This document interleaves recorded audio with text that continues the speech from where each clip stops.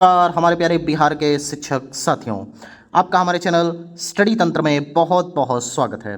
आशा करते हैं आप सभी स्वस्थ और मस्त होंगे। साथियों, जैसा कि आप सभी अपने स्क्रीन पर देख सकते हैं, बिहार टीचर ट्रांसफर सचिवालय अपडेट। साथियों, आज की डेट में हमारे जितने भी शिक्षक हैं जो कि अपने अंतर जिला तबादले का इंतजार कर रहे हैं, साथ ही साथ सेम जिला पे यहाँ पे काफ़ी दूरी पर पदस्थापित हैं और अपने गृह क्षेत्र के आसपास जाने के लिए इच्छुक हैं, उन सभी के लिए यहाँ पर बहुत बड़ी अपडेट जारी हो चुकी है। साथियों, संपूर्ण अपडेट आज आपको इस वीडियो में देखने को मिलेगी, लेकिन वीडियो के मुख्य भाग में आगे बढ़ने से पहले आप सभी से एक रिक्वेस्ट है, यदि आपने अभी तक हमारे चैनल स्टडी तंत्र को सब्सक्राइब नहीं किया है, जाकर इसे फटाफट सब्सक्राइब कर लीजिए, क्योंकि बिहार टीचर ट्रांसफर के रिगार्डिंग यहाँ पर लगातार ऑथेंटिक और जेन्युइन अपडेट्स दी जाती है। चलिए साथियों, वीडियो में आगे बढ़ते हैं।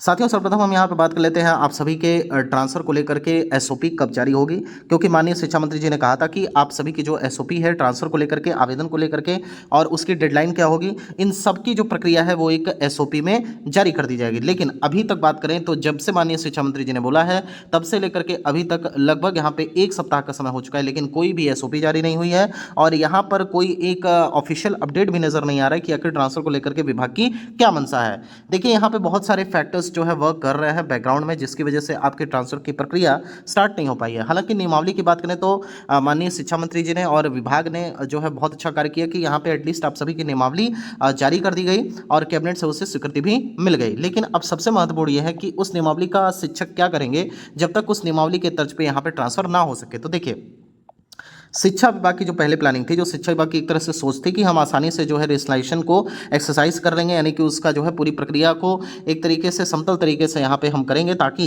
जो ट्रांसफ़र है उसमें कोई बाधा ना उत्पन्न हो, किसी भी विद्यालय में ज़रूरत से ज़्यादा शिक्षक ना अपडेट हो जाएँ और ना ही किसी भी विद्यालय में जो है ज़रूरत से कम शिक्षक यहाँ पे अपडेट हो जाए। तो इसको लेकर के शिक्षा विभाग लगातार मंथन करता रहा और तमाम जो जिले हैं, आपको पता होगा बिहार में टोटल 38 जिले हैं, इन 38 जिलों में जो कार्य है वो अलग अलग गति से होता है। कहीं पहले मुजफ्फरपुर का लेटर निकलता है, फिर आपके सारण का लेटर निकलता है, फिर कहीं और का लेटर निकलता है। मतलब बीसी के माध्यम से भी शिक्षा मंत्री जी के द्वारा आला पदाधिकारियों को सूचित किया गया कि आप लोग जो समानुपातिकरण का कार्य है उसे जल्द से जल्द समाप्त करिए। फिर भी यहाँ पे देखा जाए तो लेट लतीफ़ी काफ़ी देखने को मिल रही है, लेकिन आपसे बता देते हैं कि शिक्षा विभाग की जो मंशा है वो स्पष्ट है कि ट्रांसफ़र तो करना ही करना है। लेकिन अब यहाँ पे कुछ ऐसी चीज़ें हैं जिसकी वजह से थोड़ा सा आपकी ट्रांसफ़र की प्रक्रिया में लेट होने के पूरे चांसेस बन रहे हैं। हालांकि आपको बता देते हैं, आपके लिए एक खुशी बड़ी जो अपडेट है वो ये है कि आप सभी के ट्रांसफ़र को लेकर के कल एक बड़ी अपडेट जारी हो सकती है, या तो कल की डेट में या फिर 8 जुलाई की डेट में ट्रांसफ़र को लेकर के एक बड़ी अपडेट जारी हो सकती है।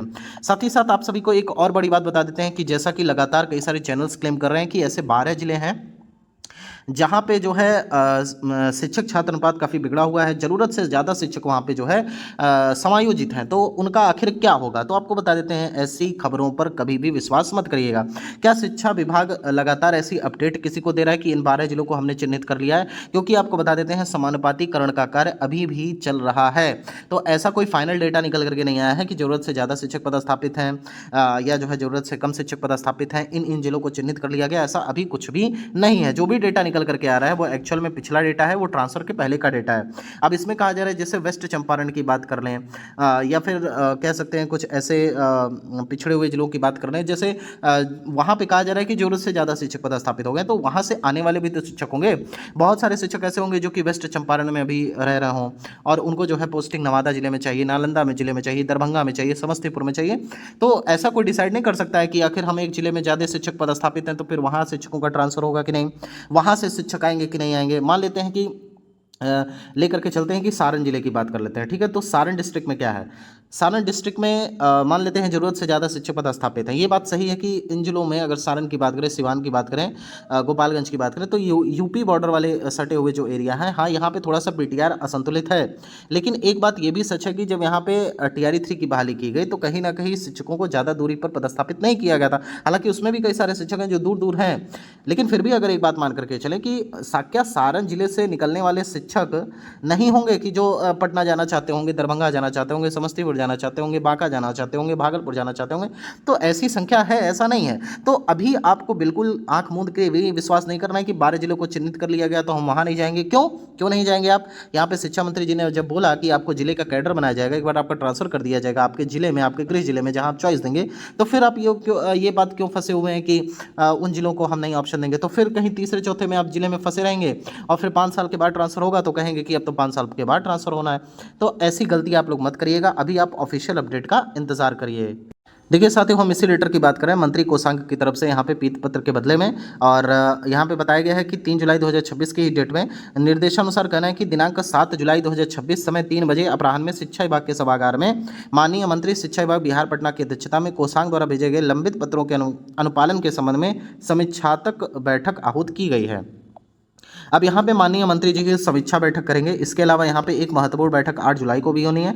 अब ये जो 2 दिन हैं, इन 2 दिनों में मतलब कल और परसों का डेट बहुत इंपॉर्टेंट होने वाला है। आपके ट्रांसफ़र के रिगार्डिंग यहाँ से देखिएगा बहुत ही अच्छी अपडेट्स निकल करके आएंगी। और एक बात मान करके चलिए कि कोई भी चाहे माननीय मंत्री जी की बात हो या किसी पदाधिकारी की ही बात हो, हालांकि अब तो जो भी पदाधिकारी हैं वो तो सुना ही नहीं पड़ता कि कौन से पदाधिकारी हैं, लेकिन फिर भी अगर हम बात करते हैं कि कहीं ना कहीं कुछ चीज़ें तो पहले से रोल इन रहती हैं।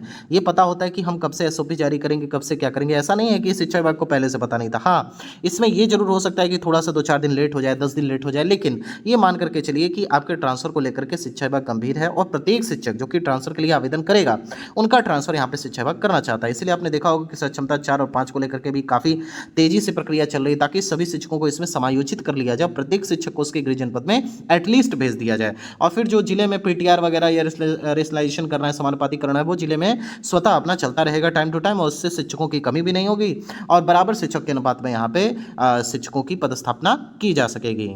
साथियों, इसके अलावा आज की डेट में आपने देखा होगा कि यहाँ पर जो है सरकार के दावे धरे रह गए, छात्र शिक्षकों का इंतजार बढ़ा, डेडलाइन खत्म, ना कॉलेजों में पढ़ाई शुरू हुई ना ट्रांसफर। तो देखिए इसको लेकर के भी खबर आ गई।